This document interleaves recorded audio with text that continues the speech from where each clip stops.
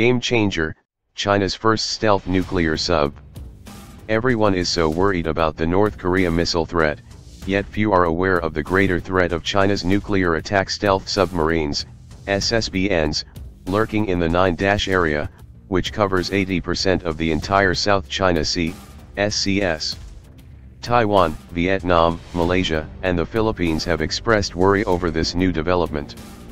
The first ever Chinese operational nuclear sub was sighted in April 2016 in Hainan, an undisputed Chinese island between Taiwan and Vietnam. Hainan is reputed to be the Chinese future strategic naval megabase to cover the Asia-Pacific region, which would challenge U.S. nuclear submarines with undersea berths in Subic Base in the Philippines or Pearl Harbor in Hawaii. The Hainan initiative was a response to the presence of a U.S. fast attack submarine, the USS Topeka, SSN 754, in Subic Bay on a goodwill visit in January 2016. Although the Topeka is not a nuclear submarine, the Psyche War message was clear: hey, we are here to stay, and it could be followed by nuclear subs in the future. The Subic undersea submarine ports and missile silos are believed to be intact to this date. The visit was a PR move to showcase US-Philippine alliance. It was well-timed, just hours before the Supreme Court ruled that the US-Philippine Defense Treaty Enhanced Defense Cooperation Agreement, EDCA, was legal. It was China's turn to rattle its saber with the Hainan sub, with a similar message: we are also here to stay.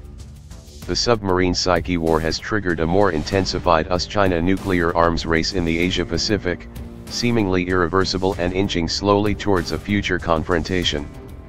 Subic poses a grave threat to the entire Philippines in case of a nuclear confrontation.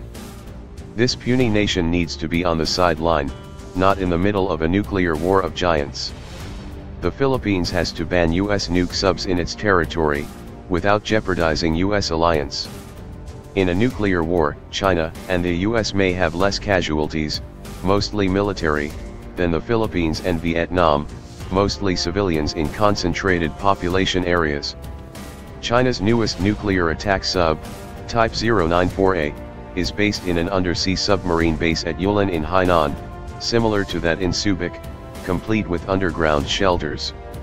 It has supreme stealth capability, just like the US Ohio-class SSBNs.